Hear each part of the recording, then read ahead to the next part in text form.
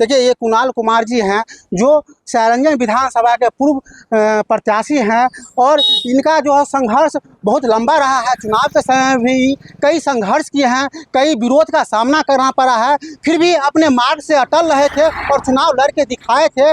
भले इनका हार का जो है सामना करना पड़ा, लेकिन इनका जो मार्ग था और पथ था उससे जो है समझौता नहीं किए और आगे ये इन्होंने KSR कॉलेज बचाने की बात कर रहे हैं। इसके लिए बहुत बड़ा जंग छेड़ दिए हैं और बहुत राजधानी तक ये पैदल यात्रा करेंगे और आगे देखना है कि इनका जो ये संघर्ष है कहाँ तक सफल हो पाएगा। बिल्कुल कुणाल जी, कौन सा गाड़ी आप यूज करते हैं? मैं कई गाड़ियां हैं, एक मित्र की इनोवा है, इनोवा गाड़ी यूज करता हूं, स्कॉर्पियो है, कई गाड़ियां। गाड़ी का भी एवरेज पर असर पड़ा है क्या? बिल्कुल, लेकिन उस मुद्दे को मैं बाद में बात करूंगा। जो E20 का मैटर है वो भी बड़ा मैटर है, लेकिन अभी बस एक ही फोकस है कि KSR को बचाना है और बिहार के इतिहास में पहली बार होगा पैदल यात्रा करेगा। वो उसके लिए अलग से चर्चा रखिए, नहीं तो ये बात डाइवर्ट हो जाएगा। बस अभी इसको अलग से हमने 19 तारीख इसमें हम ये कह रहे हैं कि आप कह रहे हैं कि E20 का जो मामला है एवरेज पर जो असर पड़ा है, तो इसमें तो बीजेपी के जो मध्य प्रदेश के रीवा के जो सांसद है वो तो स्पष्ट बयान दिए हैं, जवाब दिए हैं।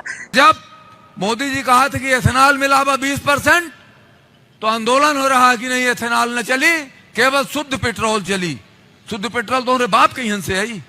सोच के देखिए कितना असंवेदनशील बयान है। आप इस बात को सोच के देखिए, अगर वोट जनता देता है तो फिर जनता का बाप कहां से आ रहा है? आप वोट कहां से लेते हैं?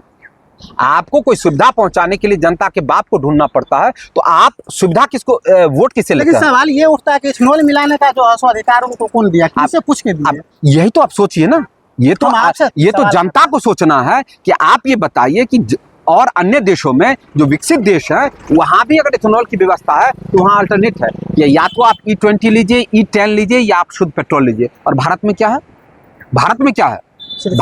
अब बताइए क्यों ये इम्प्लीमेंट कर देते हैं? गाड़ी पर जो असर हो रहा है इसके लिए कौन जवाब दे, कौन जिम्मेदार है? वही है कि भाई बोलिए तो मनीष कश्यप की तरह केस कर दिया जाएगा। बिल्कुल, लेकिन ये तो एक विवादित बयान है, इसे जनता में जो है सो बहुत ज्यादा जो है सो मनोरुझाव का जो है। देखिए सरकार और सत्ता पक्ष ये सोचती है कि भाई जनता को गाली दो या इस प्रकार से जो है, या जनता को जो मैं बता रहा हूँ, जनता के साथ जो भी करो अंतिम में 10,000 रुपया बांट के वोट ले लो।